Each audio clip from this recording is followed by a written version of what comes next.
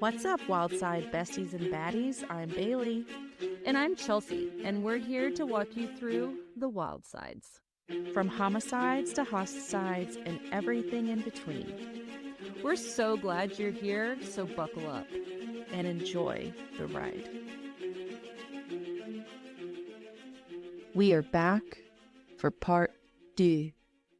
Hot Shots Part 2. I always think of that. I know, Charlie Sheen was my childhood crush, and that's really gross, and that's really embarrassing for me too. But at the time, he was fine. Like, he wasn't... he wasn't a cocaine addict who did weird things. Yeah. No. So, okay.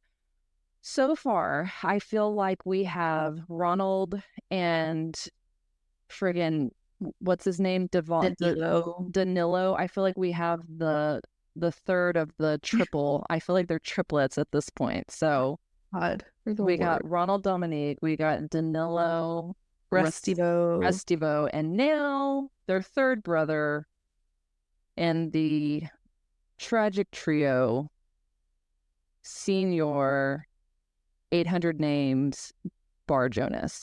Senior Vespa.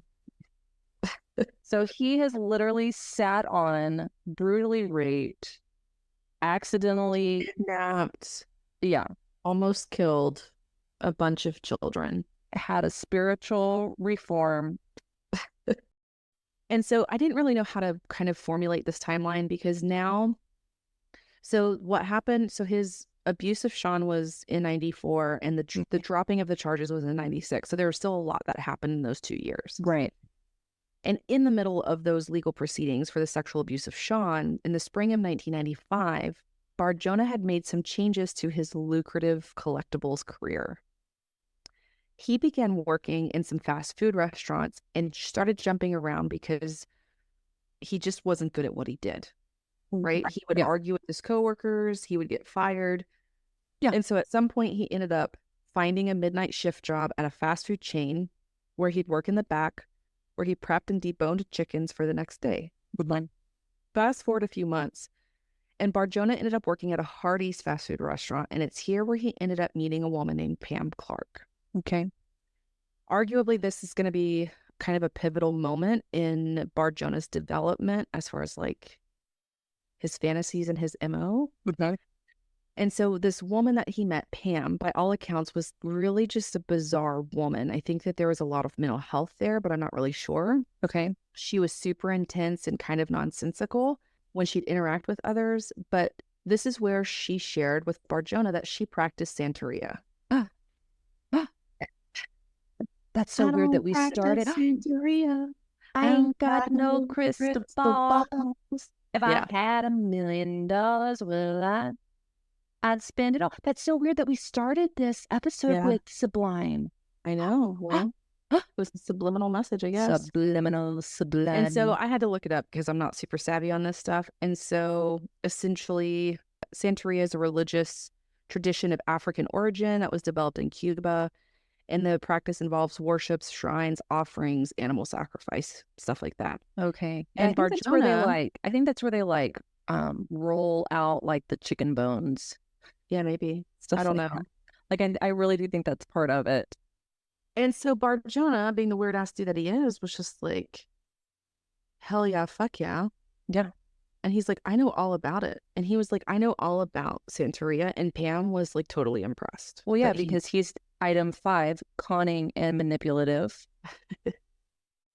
Yeah. And he especially was real knowledgeable about the sacrificial part. So Pam and him started talking about Santeria and how she would be like, yeah, I've got an altar in my apartment and I sacrifice animals. And Bar-Jonah was like, wow, that's totally cool. How do you sacrifice them? And she's like, oh, silly. I tie their feet together and hang them upside down from a rope and a pulley system. And he's like, excellent. And Correct answer. Correct answer. It's a scary part of like the irony of life is how like certain people find each other. Yes. And so Pam and BJ, old BJ, became a couple. Pam was like so in love. Sure. With Bar-Jonah. Right, because she feels totally normal and seen for who she really is. Yeah. With this dude. And I think it's no surprise that Pam was definitely more into Bar-Jonah. And I was like, right, because she's not an 8-year-old boy. So, of course, he's not super into her. And he has number 13 lack of realistic long-term goals. Right? And they had almost hardly any physical intimacy and definitely never any sex because remember, Bar-Jonah was saved in prison, so he was saving himself for marriage. Why do you say stuff like that? Do you just say it so that I can, like, my stomach can literally turn? Yeah, I just like to see a rise, right? But it didn't take long for Pam to discover Bar-Jonah's super twisted obsessions. She noticed, like, this is, again, super weird. He would watch cartoons for hours and hours. He would go to the VHS store to, like, Blockbuster or whatever, Sure. and rent all these VHSs. And in, like, one sitting, he would binge watch them. And he was totally obsessed and enthralled with these cartoons. He would, like, laugh and scream and yell at these cartoons as he was watching them. And she's like, dude, so you've got Pam over here sacrificing cats in her bedroom. You've got Bar-Jonah, like, watching Tom and Jerry. Yeah, getting, like, way into it, right? And, like, binge watching it. Like, how weird is this whole thing, right? It's a Quentin Tarantino movie. It's a freaking Quentin Tarantino movie. And so I guess it didn't weird her out that much because they ended up getting engaged. Okay. And so Bar-Jonah's mom ended up offering to pay for Pam's dress. And Bar-Jonah got super pissed. And he was like, no, that's the bride's family's job. And then asked his mom for the money instead. Right? Because I'm sure he needed to rent more cartoons and, binoculars to watch 8-year-olds all day. Yeah. Right? So, and ironically, we find ourselves back to February of 1996 when Zachary Ramsey disappeared. So it's kind of like full circle from the beginning of the first episode. Now, okay, when the things happened with Sean, he got off because for the inability of a speedy trial, because it was 94 to 96. Do we know when Zachary, was that while he was still waiting, or was that after he had been released? Let's see. So May of 96 was when the charges were dropped. And so Zachary's disappearance was February of 96. So the charges had not been dropped yet. Not been dropped yet. Golly. Yeah. And so remember, Zachary Ramsey was a 10-year-old boy who disappeared on his way to school. Witnesses saw an off-white vehicle almost running him over. Later recounted that he was crying, appeared to be followed by an obese man around the time he disappeared. There was another witness. And so this I left out of the beginning of the first episode, but this witness reported seeing Bar-Jonah because this witness knew Bar-Jonah and saw him standing beside a dumpster in the alley at 7:15 that morning, taking out his trash. And he was wearing a navy blue police-like jacket. Right? Because that's his MO, is impersonating police officers. So Detective Bill Belushi really became focused on Bar-Jonah because he had already known about some of Bar-Jonah's previous offenses, or at least the details that were available to him at the time. Right. And remember I said in the first episode, he was given a list of registered sex offenders living nearby in the area, but kind of tossed that aside and really started to hone in on Bar-Jonah. Yes. And one of the things I put here is I'm going to include a link in the show notes where you guys can go and look up registered sex offenders that live in your community. Good. And they list like the different like types of sex offenders and that kind of thing. So Detective Belushi also knew that Bar-Jonah lived in the area where Zachary Ramsey had disappeared. And Bar-Jonah was actually living in an apartment in one of the buildings that his brother owned. So Bob owned a building of apartments and Bar-Jonah lived in one of those. So he was a tenant, his brother's tenant, right? I know. So when the officers showed up to pay Bar-Jonah a visit, they requested entrance into his home. But because Bar-Jonah wasn't there, his enabler brother and mother, Bob and Tyra, refused. They were like, no, you can't search our property. Right. That's probably because around 4 p.m., Bob tried to visit his brother, but Bar-Jonah wasn't there. Bob went into the apartment, found the place a disgusting mess. He found footprints throughout the house, mud and twigs in the bathtub. So what did Bob do? He took a page out of his mother's book, decided the best way to fix this would be clean the house, because after all, it was his building. They had just replaced the floor, and he cleaned everything up and threw everything in the trash in the dumpsters. So potentially any forensic evidence that would have been left in his muddy, twig-filled bathtub, his brother cleaned up for him. His brother knew. His brother knew he was cleaning up a crime scene. Whatever. You cannot tell me. I don't know. Whatever. And so Detective Bill Belushi tried to get a search warrant to search Bar-Jonah's property, but a judge refused to sign it at first, right? Apparently there is no probable cause, or kind of whatever language goes into getting a search warrant. They have to have pretty concrete things to get a search warrant. So Detective Belushi continued to look into Bar-Jonah to try to, find out as much more as he could. Right. He identified that Bar-Jonah's mama owned a white Toyota Corolla, a four-door vehicle. Mm-hmm. That one of the witnesses matched the description that they saw. Mm-hmm. And the day that Zachary Ramsey disappeared, Bar-Jonah had the day off. Imagine that. This, along with an eyewitness stating that he saw Bar-Jonah in the alleyway and spotting this four-door white vehicle, again pointed to Bar-Jonah. Detective Belushi also learned that Bar-Jonah had mentioned Zachary Ramsey's name to an acquaintance a few days before he disappeared. So Detective Belushi tried for yet another search warrant, and it was denied. I think. So I know that he was denied it for sure one. I think he was denied a second time, but right. I think I confused myself in that process.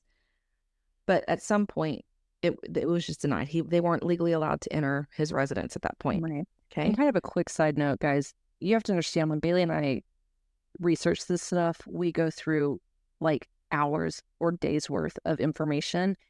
And the problem with reporting is you get a lot of, yes, the basic timeline is the same on a lot of this stuff, but there are a lot of indiscrepancies as far as like, some people will say it's this, some reporters, and they're all from news reports, they're all official reports, but a lot of times we get some little things that are just not quite in alignment. Yeah. Oh, for sure. And so for 6 years, no one could find out what happened to Zachary Ramsey. No. There were reports that Zachary's mother, Rachel, was not really helping in the investigation into her son's disappearance. She initially was convinced that Zach's father, France, who he was in the Air Force and stationed in Colorado, she was convinced that he had kidnapped him. But France was, I mean, I can't say for sure, but he probably didn't. He came straight down when Zach disappeared. He was involved in the efforts. He remained involved in the efforts for years and years. Sure. And Rachel, now Zach's mom, there were a lot of things that were written very negatively towards her. Mm-hmm. And I just don't want to get into that. So just to keep it kindly, I think she was someone who would dance to the beat of her own drum. Okay. She would often have like a string of different boyfriends, several of whom were super abusive. She would allow Zach's siblings, who were 2 and 4 at the time, to like play by themselves in the alley, like a block away from the house. Yeah. So I think she just really struggled in a lot of areas. Sure. Right? Sure. And it was around that time, so soon after Zachary disappeared, she ended up taking up the advice of 2 elderly sisters, and they were women who referred to themselves as clairvoyants. And this was Darlene and Doris Gustovich. And so they had consulted on several high-level investigations prior to this. And so they had claimed that they had seen Zach in a car near Judith Gap, Montana, which was about an hour southwest of Great Falls. They saw it with their own eyes, or they saw it in like one of their clairvoyant visions? Yeah. Okay. And they were convinced that he was alive. Okay. So police and the FBI did follow up on this lead, but obviously they found nothing. But Rachel completely clung to the sister's words throughout the entire investigation. Mm-hmm. So she was convinced that whatever these sisters said, she kind of followed suit, right? Yeah. And so they never found Zachary Ramsey's body, and his mom stayed convinced that he was alive. And I put it at this point, like, God only knows how many other victims Bar-Jonah had. Like, nobody knows. Yeah. This dude, it was like Israel Keys, that serial killer that would like move around and like hide his like kill bags or buckets in the ground, and like nobody would know. Like nobody, like there's no way to know. Yeah. There was another suspected victim of Bar-Jonah's, and this was 14-year-old Amanda Dawn Gallion, who disappeared the morning of October 13th of 1997. She had left her home in Gillette, Wyoming on bicycle heading to school, and she disappeared. It was reported that she was often mistaken for a boy, like by the neighborhood. Yeah. And it poses the question if Bar-Jonah also thought that, like if he was involved in this. After her disappearance, her bicycle was quickly discovered along the side of the road of Interstate 90. And what investigators identified was that Bar-Jonah was actually in town in Gillette the night before. He got in town the night before. Was in town the day of her disappearance, and then was home the following evening. Yeah. And there were like, eventually later on, when they would eventually search his house, they would find records of him. Like he drove all over the place to all sorts of different states. Yeah. So it wasn't weird for him to be like in a state over. But again, there is no proof tying Bar-Jonah to Amanda's disappearance, and she's been missing ever since. Okay. So there's just a lot of... I hate missing people cases. I hate them. I know. But luckily for the entire society, Bar-Jonah's house of cards began to fall in 1999. Okay. Chelsea, we're getting there. I'm seeing a light. I'm seeing a light at the end of this tunnel. So by this time, Bar-Jonah had kind of carved out his rituals, his MO. He would always drive to work and take routes that passed by all of the local elementary schools. And he always tended to drive by them during times that the kids were getting into school and the times that they were getting out of school. And so on December 13th, 1999, Bar-Jonah began hanging around an elementary school. Now, again, there was a lot of different reports. Some say it was the same elementary school 3 days in a row. Some say it was 3 different elementary schools. Some say that he actually would walk up and down the hallways of the schools, and the teachers just kind of were like, oh, I guess that's a cop, because he would impersonate a cop. Right. But at some point, regardless of this, he had been hanging around the school, and thankfully there were some witnesses that were like, there's this big ass creepy dude, hanging around an elementary school. And so they notified police. When they reported him, they said that he had been there for several days in a row. He was wearing a dark blue jacket and a knit cap. And so when the police officer was dispatched and got there and they confronted Bar-Jonah, he had his hands in his pockets, and they were like, take your hands out of your pockets. And he just ignored them. And they were like, take your hands out of your pockets. And so eventually he took his hands out of his pockets, identified that he had a stun gun in his pocket. And he also had pepper spray, a toy pistol, and a police badge. And so they were props, obviously, to follow out. They were like an abduction strategy for Bar-Jonah. And so later, when Detective Belushi had come across this report, he was like, fuck this dude. I hate this guy. Yeah. And he ended up connecting with the state attorney. And they were like, what charges can we bring him in on? And so he was actually arrested for impersonating a police officer. And so they arrested him for impersonating a police officer and carrying a concealed weapon. Okay. They found out that he had been hanging outside of an elementary school, allegedly stalking a 5-year-old little girl. Now, this arrest gave police the opportunity to continue looking into Bar-Jonah's connection to the still missing Zachary Ramsey. Okay. In February of 2000, Detective Sergeant John Cameron was brought into the investigation and took point. Cameron, along with FBI agent James Wilson and Detective Tim Thiessen, began sifting through the evidence and the thousands of pages of records from Bar-Jonah's time at Bridgewater State Hospital, right? One psychological profile that they read highlighted his sexual fantasies that were super bizarre and outlined his methods of torturing, which included dissection and cannibalism. He also outlined his curiosity of the taste of human flesh and also images of electrifying beds and man-eating fish.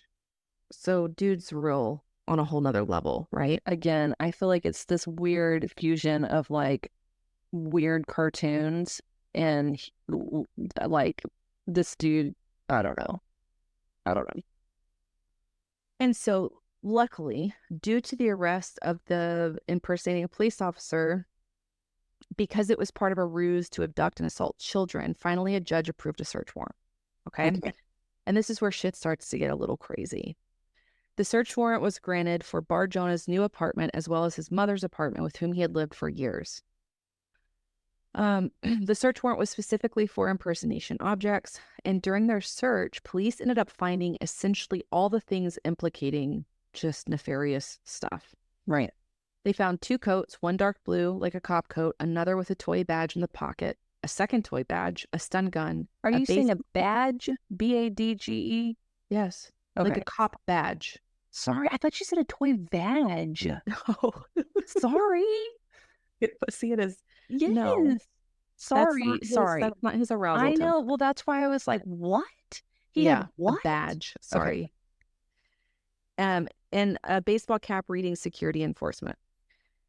Now, what's even more disgusting and alarming is that during the search, police also found a pulley on the ceiling of Bar-Jonah's kitchen. A pulley system. Mm-hmm. They found 2 albums with cutouts of children, 2 documents about bondage and autoerotic asphyxia. And I just put, I think my thought process was a little late as I was typing this. I said, why the fuck would anyone need a pulley system in their kitchen? Well, to hang his victim up, right? Like the Santeria girl. Yeah. Pam. Pam. So now with what they found in this search, Belushi was granted a second search warrant just 2 days later. This search warrant now was to search for any documents and photographic material, from my understanding. Mm-hmm. And shit just gets worse and worse. And it's more disturbing the more they find. Okay. And also, can we just imagine how gross this dude's house is? Oh, you know, it's really gross. I mean, if his brother, what's his brother's name? Joe? Bob. If Bob is like, this dude's gross and I just cleaned, I just put new flooring in and had to like clean everything, I'm sure it was more than just muddy. Yeah. Yeah. So in the second search warrant, police found photo albums, several lists of boys' names, later identified as boys from Bar-Jonah's youth in Massachusetts, including 3 that he had molested. One also had an entry for Zachary Ramsey. Oh, snap. Next to the word died. Oh, crap. Police also found 3,500 photographs of children, multiple news clippings about Zachary Ramsey's disappearance, an undeveloped film containing sexual images of Bar-Jonah and 3 unidentified minor boys. Now, these boys would end up being, I don't know if I want to use their real names because they were minors. Yeah, don't use their real names. But the boys, and I'll just label Can you just do like boy 1, boy 2? Can you just do that? I mean, Yeah. I know that it's kind of insensitive. That'll get super confusing though. Oh. So I'm just gonna say boy R, and I'll say boy SA and boy SO. Okay. So 3 minor boys, boy R, boy SA, and boy SO. Okay. And this will come up later.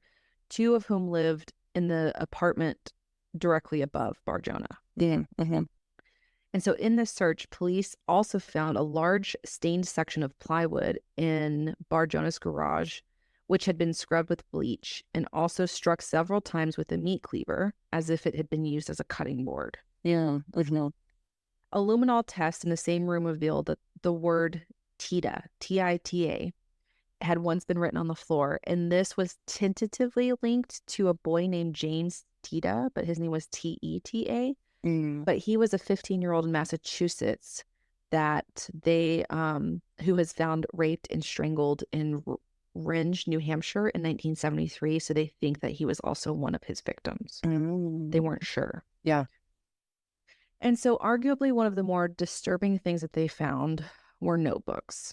And these notebooks were filled with Bar-Jonah's super cryptic writings, which would become keys. Like you would have to figure out a key to like unlock these puzzles. Right.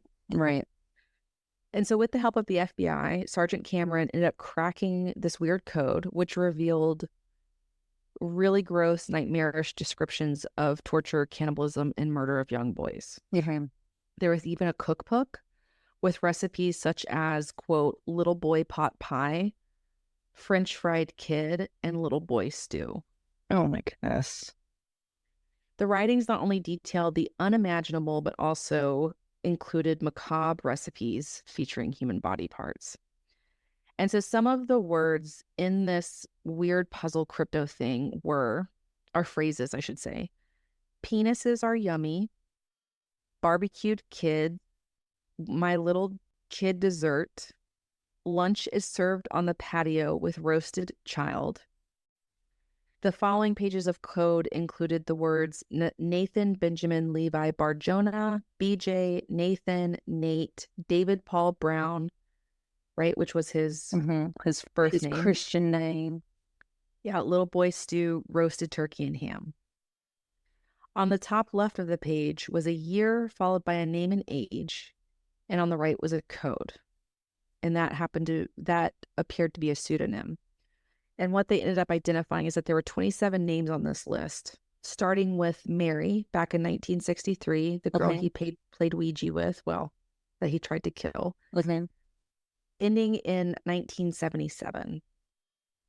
And there were how many? 27. Oh my.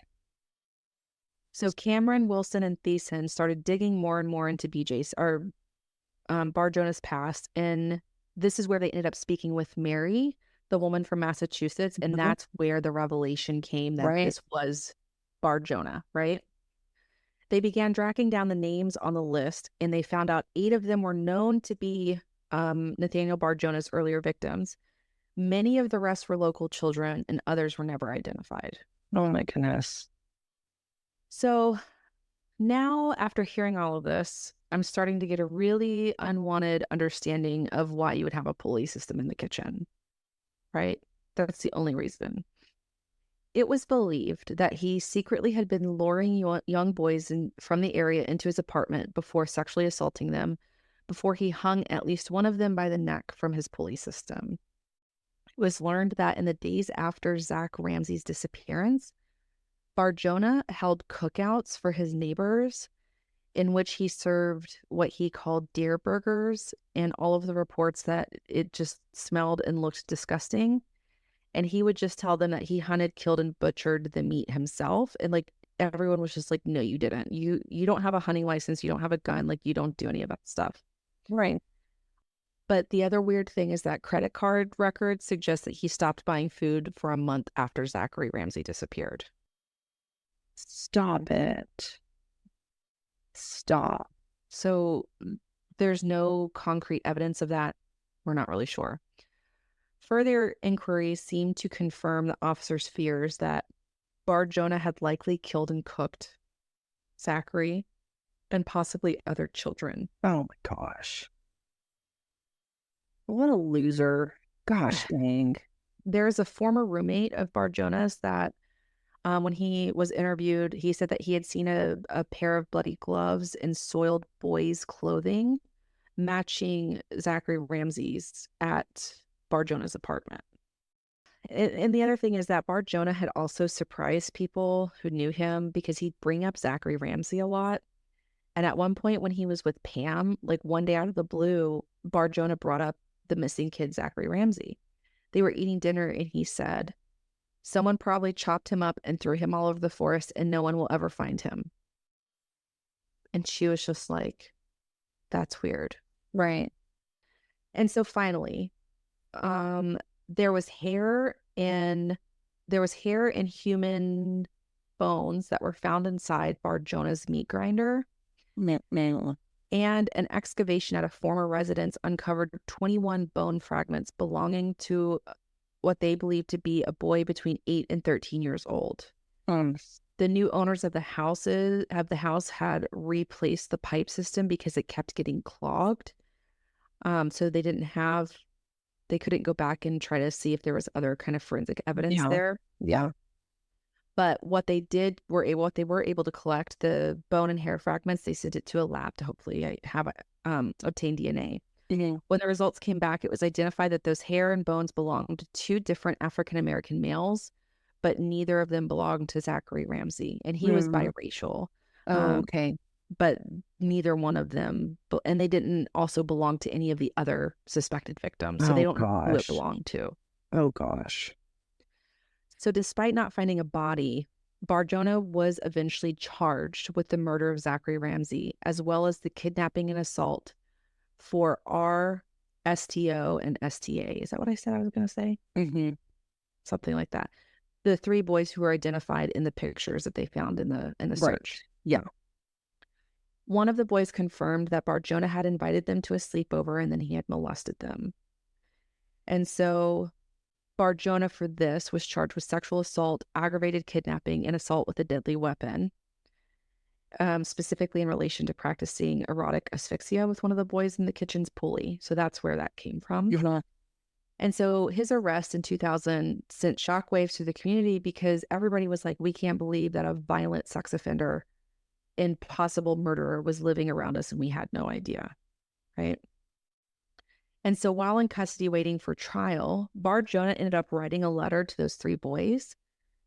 And this is the most infuriating part, but he would essentially be like, why do you hate me so much for nothing? Can you bear to put an innocent man in prison? And so just further manipulating already 3 traumatized boys, saying that and one of the things he said was their accusations were going to put an innocent man behind bars and that their death will be on their shoulders because he was going to die, whether it was in prison or by suicide.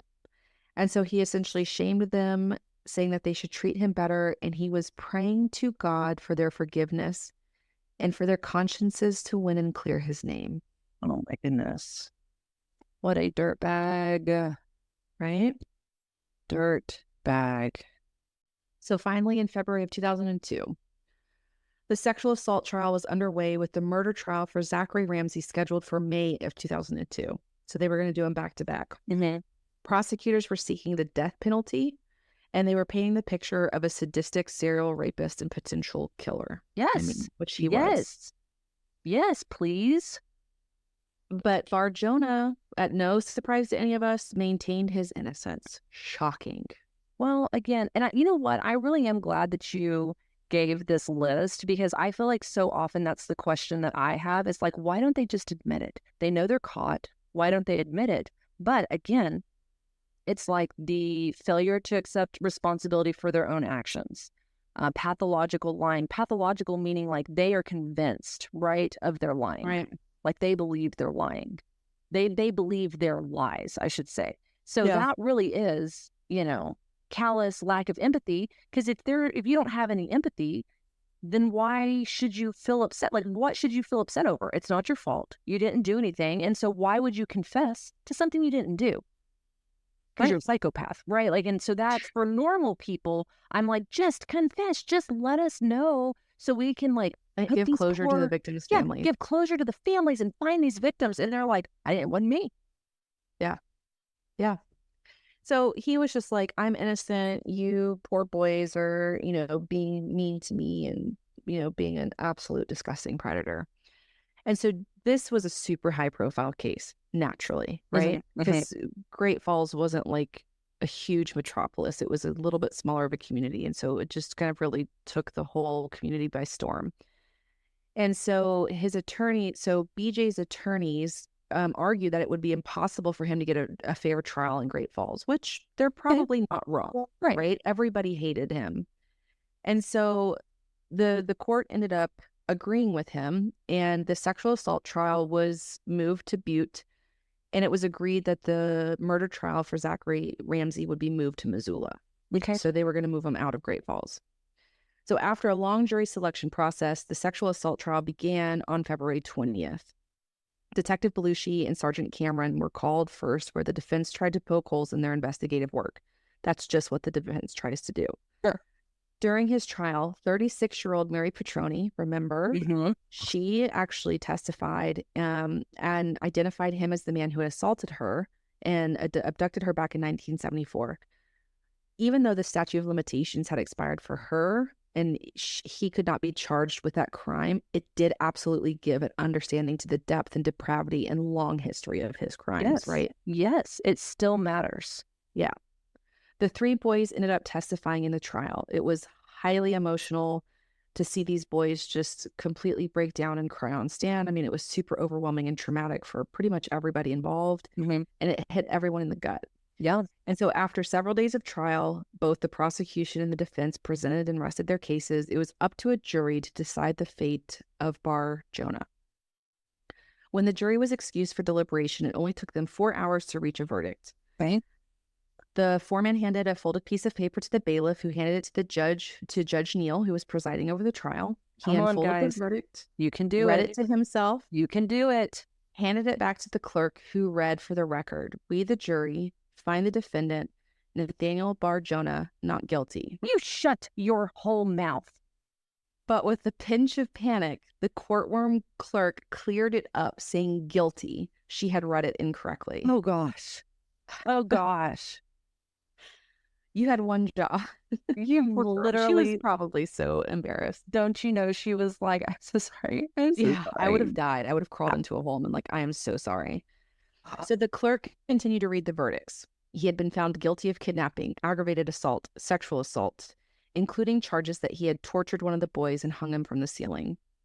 For his sentencing, a psychiatrist by the name of Dr. Balyan, who was hired to evaluate Bar-Jonah for the defense, actually recommended that he serve his time up at the state psych hospital for the rest of his life, arguing that he wasn't actually a pedophile. Bar-Jonah was actually just a guy who had a whole ball of rage and hate inside and would use children to take out his rage, which arguably made him more dangerous than a pedophile. So, like, whatever the reason, Judge Neal was like, no.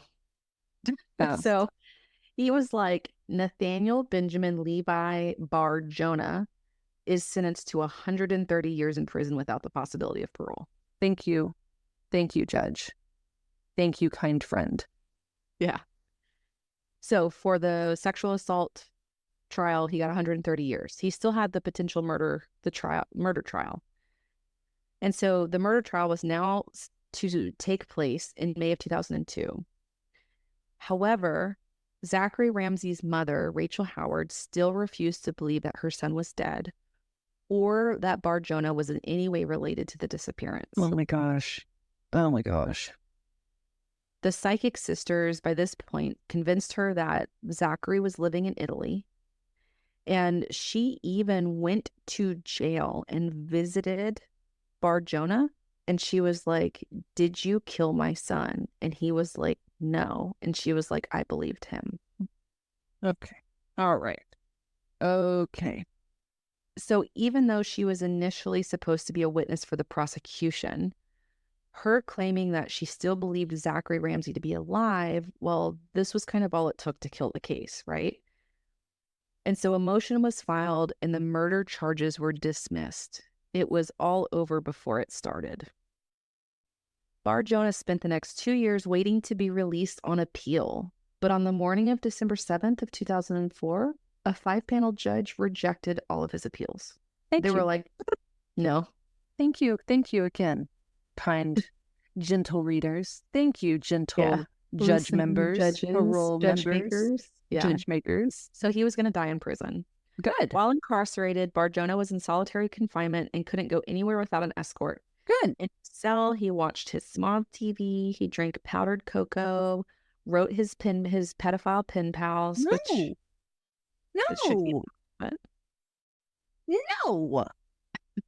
There was also reports that he had like pictures of children in his cell, and like, why is that allowed? No, spam sandwiches.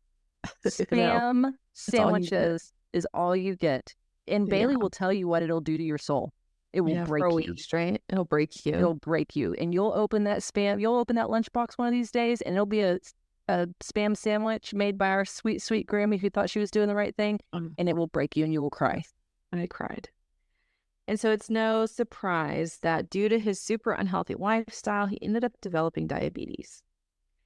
This ended up causing a significant ulcer on his right leg that eventually continued to open and fester, and it spread, kind of turning into gangrene. Yeah, he probably got septic. Well, he was probably picking at it too. He was too big. He couldn't suck his own blood from his legs. But this infection caused an amputation to his leg. Good. But not long after, Bar-Jonah was discovered unresponsive on Sunday, April 13th, 2008. He was found dead in his jail cell, and a pulmonary embolism was likely the cause because of the complications from his diabetes. Okay. Even though life-saving measures were taken, he was gone, but with him, he took many secrets and answers to questions that have burned for years. Well, again, I don't know. After going over this checklist, I don't know if he ever would have admitted to anything. Yeah. You know what I mean? Like, yes, I hate that all those secrets went with him. But again, I don't know. We are assuming that there was hope that he would have given those up. And but he may not have. He may not have. Yeah. 3 years after that, so in 2011, despite his belief that her son, Zachary, was still alive, Zachary's father, Franz, had him declared legally dead. Amen. There had been no closure to what happened to Zachary Ramsey, even though it is widely believed that Nathaniel Bar-Jonah killed him. Yeah. The unanswered questions surrounding Bar-Jonah's crimes continue to haunt investigators and families of the victims. Did he take more lives than what was known? I believe absolutely he did. I don't think that we know, right, the full extent of his crimes. While investigations continue in hopes of providing closure, Bar-Jonah's case also serves as a chilling testament to the importance of vigilance and child safety measures, right? Yeah. So for all of you people who complain about having to give your ID every single time you check your kid in and out or go have lunch with your kid, yeah, this is why. Because otherwise you get these people who are walking up and down your kids' halls pretending to be police officers. Right. So just say thank you to the front desk people and go and pull your ID out. Have your ham sandwich. Yes. Yeah. Pull your ID out and have your Chick-fil-A. Yeah.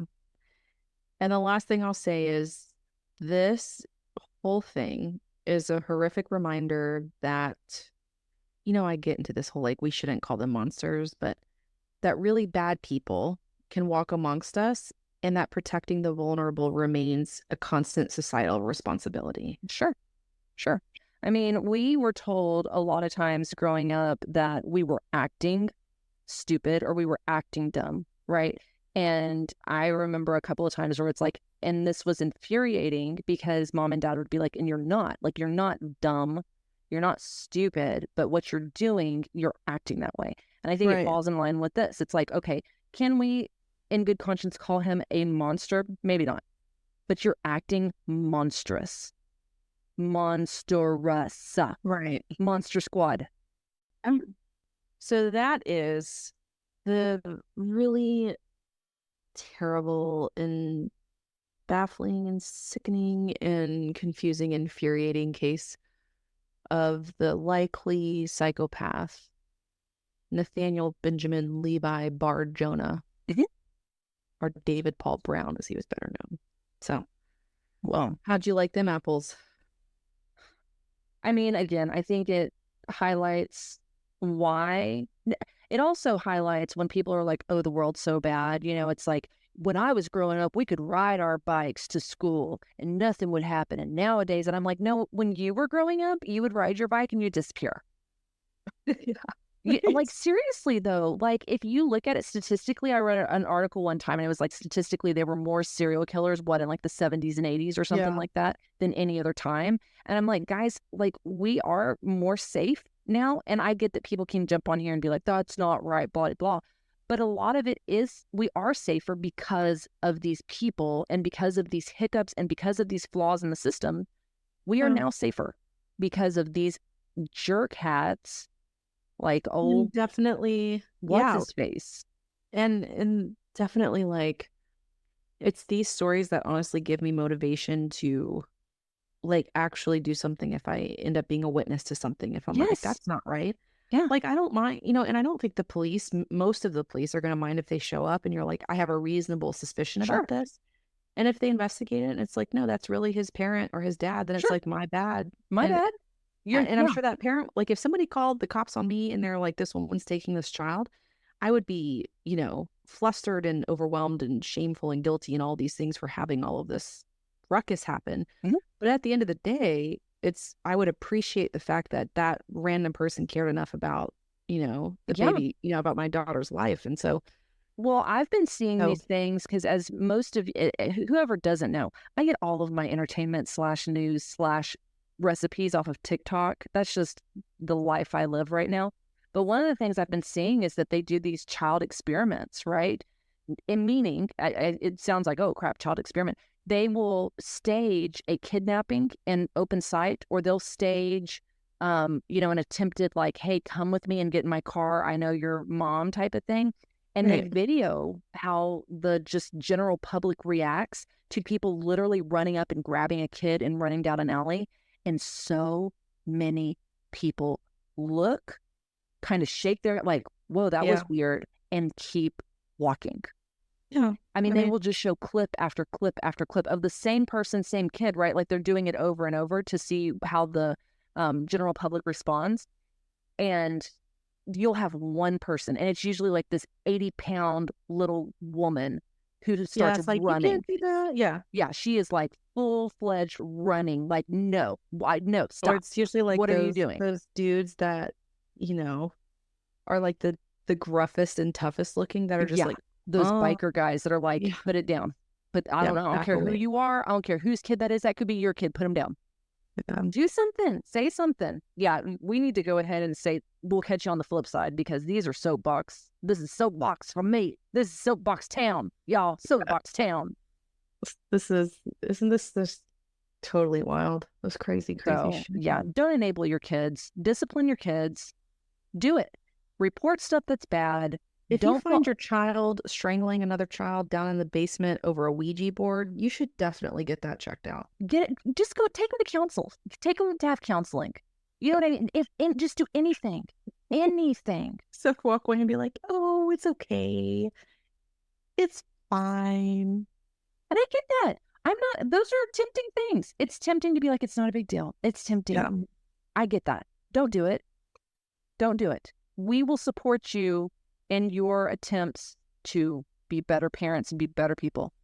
Yeah. Don't do it. Well, I'm not going to say thank you. So no thank you to you, Bailey. No thank you. Yeah. But I'm pretty tapped out. I'm pretty exhausted. I need to recoup after that one. Right. And you need a debriefing after that one. So, all right, guys. Well, thanks for hanging out with us for this crazy twisted ride. That's right. As always, and we'll catch you on the flip side. Bye, guys. Later, Gators.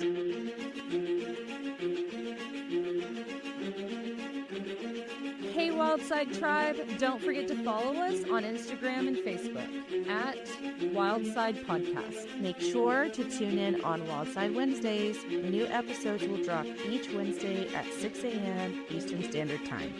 We would love to hear from you, so if you have a wild case recommendation, email us at wildsidepodcast@gmail.com. That's wildside with a C. Or share your thoughts in the comments below. As always, if you haven't heard it today, you're loved, you're worthy, and you're valuable. And we'll catch you on the flip side.